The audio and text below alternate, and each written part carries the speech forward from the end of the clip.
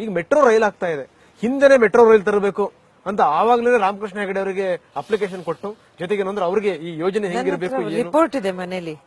ಇಡೀ ಬೆಂಗಳೂರದು geological survey ಮಾಡಿರೋದು, under ground ಹೆಂಗಿದೆ, ಕಲ್ಲೆಲ್ಲಿದೆ, ಆ ಕಲ್ ಬಂಡೆಯಲ್ಲಿ ನಾವು ಟನೆಲ್ ಮಾಡಬಹುದಾ, ಆ ಇಡೀ ರಿಪೋರ್ಟ್ ಇದೆ ಇಲ್ಲಿ.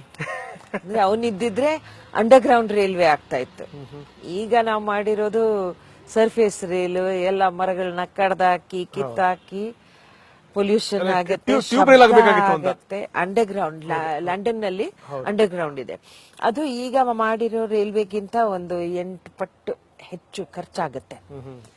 ನಾವು ಲಾಂಗ್ ಟರ್ಮ್ ಯೋಚನೆ ಮಾಡ್ಬೇಕು. ಖರ್ಚಾಗತ್ತೆ ಹೌದು, ಇಡೀ ಬೆಂಗಳೂರು ಹಂಗೆ ಉಳಿತಾ ಇತ್ತು.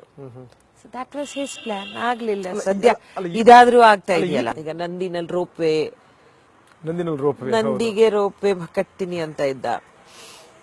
ಇನ್ನ ಗಾರ್ಮೆಂಟ್ ಯೂನಿಟ್ ಒಂದು, ಮತ್ತೆ ಅವಾಗ ಇನ್ನ ಕಂಪ್ಯೂಟರ್ಸ್ ಬಂದಿರ್ಲಿಲ್ಲ ನೋಡಿ. ಒಂದು ಮೆಡಿಕಲ್ ನೆಟ್ವರ್ಕ್ ಮಾಡ್ಬೇಕು ಅಂತ ಇದ್ದ. ಹೆಲಿಕಾಪ್ಟರ್ ಸರ್ವಿಸ್ ಇಂದ ಎಮರ್ಜೆನ್ಸಿ ಪೇಷಂಟ್ಸ್ ನ ಬೆಂಗಳೂರಿಗೆ ಕರ್ಕೊಂಡ್ ಬರೋದು. ಈಗ ಆಗ್ಲಿಕ್ಕೆ ಇನ್ನು ಏರ್ಪೋರ್ಟ್ ಇಂದ ಎಲೆಕ್ಟ್ರಾನಿಕ್ ಸಿಟಿಗೆ helicopter service. So he had these ideas. ನಾನು ಓದ್ತಾ ಇದ್ದ ನೋಡಿ, ತುಂಬಾ ಓದ್ತಾ ಇದ್ದ. ಈಗಿನ ಕಾಲದಲ್ಲಿ ಸುಮಾರು ಜನ ಯಂಗ್ಸ್ಟರ್ಸ್ ನಾನು ನೋಡ್ತೀನಿ, ನಾಟಕದವರು, ಸಿನಿಮಾದವರು ಓದೋದಿಲ್ಲ. ಎಲ್ಲ ಈಗದ್ದು ಟೆಲಿವಿಷನ್ ನಲ್ಲಿ 150 ಚಾನೆಲ್ ಬಂದ್ಬಿಟ್ಟಿದೆ. ಶಂಕರ್ ಇದ್ದಾಗ 4 ಚಾನೆಲ್ ಇತ್ತು, ಇನ್ನ ಇಷ್ಟು ಚಾನೆಲ್ಸ್ ಬಂದಿರ್ಲಿಲ್ಲ 20 ವರ್ಷದ ಹಿಂದೆ. ಬಟ್ ಓದ್ತಾ ಇದ್ದ. ಜಗತ್ತಲ್ಲಿ ಮೆಡಿಕಲ್ ಫೀಲ್ಡ್ ಅಲ್ಲಿ ಏನ್ ನಡೀತಾ ಇದೆ, ಸೈನ್ಸ್ ಅಲ್ಲಿ ಏನ್ ನಡೀತಾ ಇದೆ, ಟೆಕ್ನಾಲಜಿನಲ್ಲಿ ಏನ್ ನಡೀತಾ ಇದೆ. He was reading. Fly ash bricks ಒಂದು ಫ್ಯಾಕ್ಟರಿ ಹಾಕೋಣ ಅಂತ ಇದ್ದ. ಎಲ್ಲಿ? Near the thermal power station. ಅದ್ರದ್ದು ಆಶ್ ಎಲ್ಲ ಕಡೆ ಹಾರ್ತಾ ಇದೆಯಲ್ಲ, ಆ ಆಶ್ ನ ಯೂಸ್ ಮಾಡ್ಕೊಂಡು ಇಟ್ಟಿಗೆ ಮಾಡೋದು. ಅದೊಂದು ಪ್ರಾಜೆಕ್ಟ್ ರಾಯಚೂರಲ್ಲಿ. ಹೌದು, ರಾಯಚೂರಲ್ಲಿ ಹಾಕ್ಬೇಕು ಅಂತ ಇದ್ದ. ಸೊ ಅಂತ ಚೇತನೆ ಒಂದು ಬೇಕು ಯಂಗ್ಸ್ಟರ್ಸ್ಗೆ. ರೋಲ್ ಮಾಡೆಲ್ ಬೇಕು. ರೋಲ್ ಮಾಡೆಲ್ಸ್ ಎಲ್ಲಿದ್ದಾರೆ ಈಗ? ಒಬ್ಬ ಹುಡುಗ, ಆರ್ಡಿನರಿ ಮನೆಯಲ್ಲಿ ಹುಟ್ಟಿದ ಹುಡುಗ ಅವನು, ಶಂಕರ್. ನಾನು ಉಡುಪಿನಲ್ಲಿ ಆರ್ಡಿನರಿ ಸ್ಕೂಲ್ಗೆ ಹೋದವನು. ಬ್ಯಾಂಕ್ ಅಲ್ಲಿ ಕ್ಲಾರ್ಕ್ ಅಂತ ಕೆಲಸ ಮಾಡ್ಕೊಂಡು ಫೀಸ್ ಕಟ್ತಾ ಇದ್ದ. ಬಟ್ ಅವನ್ಗೆ ಅವಕಾಶ ಸಿಕ್ತು. ಈ ರಿಯಲಿ ಫ್ಲವರ್ಡ್. ಕಂಟಿನ್ಯೂಸ್ ಆಗಿ ಓದೋದು ಬಿಡ್ಲೇ ಇಲ್ಲ. ಯಾವುದೇ ಒಂದು ಕೆಲಸ ಮಾಡಿದ್ರೆ ಚೆನ್ನಾಗಿ ಮಾಡೋದು.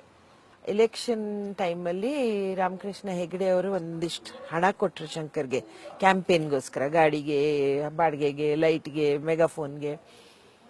ಖರ್ಚು ಮಾಡಿದ್ಮೇಲೆ ಬಾಕಿ ಹಣ ಹೋಗಿ ರಾಮಕೃಷ್ಣ ಹೆಗಡೆಗೆ ಕೊಟ್ಟಿದ್ದಾನೆ ಇವನು. ಹೆಗಡೆ ಅವರು ಅಂದ್ರು, ನನ್ನ ಇಡೀ ಪೊಲಿಟಿಕಲ್ ಲೈಫ್ ಅಲ್ಲಿ ಯಾರು ನನ್ಗೆ ಹಣ ಮಿಗ್ತು ಅಂತ ವಾಪಸ್ ತಂದು ಕೊಟ್ಟಿಲ್ಲ. ಇವನು ಅಂದ್ರು. ಅಂತ ವ್ಯಕ್ತಿಗಳು ಬೇಕು. ಏನು? ಸೊ ಸಂಕೇತ ಎಲೆಕ್ಟ್ರಾನಿಕ್ ಸೃಷ್ಟಿ ಮಾಡೋದಾಗ್ಲಿ, ಅದ್ಯಾಕೆ ಮಾಡಿದ್ದ? ಎಲ್ಲ ನಾವು ಕನ್ನಡ ಸಿನಿಮಾ ಇಲ್ಲಿ ಮಾಡ್ತಾ ಇದ್ವಿ, ಆದ್ರೆ ಸಾಂಗ್ ರೆಕಾರ್ಡಿಂಗ್, ಮಿಕ್ಸಿಂಗ್ ಎಲ್ಲ ಆಗ್ತಾ ಇತ್ತು ಚೆನ್ನೈಯಲ್ಲಿ. ಅದಕ್ಕೆ ಆಗಿನ ಕಾಲದಲ್ಲಿ ಲೆಟರ್ ಆಫ್ ಕ್ರೆಡಿಟ್ ಓಪನ್ ಮಾಡಿ ಅಮೆರಿಕಾಯಿಂದ ಎಕ್ವಿಪ್ಮೆಂಟ್ ಇಂಪೋರ್ಟ್ ಮಾಡಿಕೊಂಡು ನಮ್ಮ ಕರ್ನಾಟಕದಲ್ಲಿ ನಮ್ದು ಒಂದು ಇರಬೇಕು ಅಂತ. ಆ ತರ you have to have that feeling. ಬರೀ ಸಿಸ್ಟಮ್ ನ ಬ್ಲೀಡ್ ಮಾಡೋದು. ಮೆಟ್ರೋ ರೈಲ್ಗೋಸ್ಕರ ಸ್ವಂತ ದುಡ್ಡಲ್ಲಿ ಪ್ಯಾರಿಸ್ ಮತ್ತೆ ಲಂಡನ್ಗೆ ಹೋದ ಶಂಕರ್. ಅವಾಗ ಬೊಮ್ಮಾಯಿ ಚೀಫ್ ಮಿನಿಸ್ಟರ್ ಆಗಿದ್ರು ಇದ್ದಕ್ಕಿದ್ದಂಗೆ. ಸೊ ಇವನೇ ದುಡ್ಡು ಖರ್ಚು ಮಾಡಿಕೊಂಡು ಅಲ್ಲಿ ಹೋಗಿ ಅವ್ರನ್ನ ಇಂಟ್ರೊಡ್ಯೂಸ್ ಮಾಡಿದೆ ಟು ದೋಸ್ ರೈಲ್ವೆ ಪೀಪಲ್. ನಾನು ಕೇಳಿದೆ ಅವನಿಗೆ, ಶಂಕರ್ ನೀನ್ ಯಾಕೆ ನಿನ್ ದುಡ್ಡು ಖರ್ಚು ಮಾಡ್ಕೊಂಡು ಹೋಗ್ತಾ ಇದೀಯಾ, ಜಾಸ್ತಿ ಆಗಿದೆಯಾ ನಿನ್ನ ಹತ್ರ ಹಣ? ಒಂದೇ ಮಾತು ಹೇಳ್ದ ನನಗೆ, ನಾನು ಹೆಸರು ಪಟ್ಟಿದ್ದು, ಹೆಸರು ಸಂಪಾದನೆ ಮಾಡಿದ್ದು, ಗೌರವ ಸಂಪಾದನೆ ಮಾಡಿದ್ದು ಈ ರಾಜ್ಯದಲ್ಲಿ, ಕರ್ನಾಟಕದಲ್ಲಿ. ನಾನು ಇಷ್ಟು ಖರ್ಚು ಮಾಡ್ಕೊಂಡು ಈ ಕರ್ನಾಟಕಕ್ಕೆ ಒಂದು ರೈಲ್ವೆ ಕೊಡಕ್ಕಾಗಲ್ಲ. ಎಷ್ಟು ಜನ ಅಷ್ಟೇ. That's all he said. You mean I can't give back to the state? If everybody who lives in Karnataka, ಪ್ರತಿಯೊಬ್ಬನಿಗೆ ಇದು ನಂದು, ಇದನ್ನ ನಾನು ಇನ್ನ ಮುಂದೆ ಹೆಂಗ್ ತಗೊಂಡು ಹೋಗ್ಬೋದು? How do I stop corruption? How do I make development happen? ಮಾಡಿದ್ರೆ it will be a great country, a great state ಅಲ್ಲ.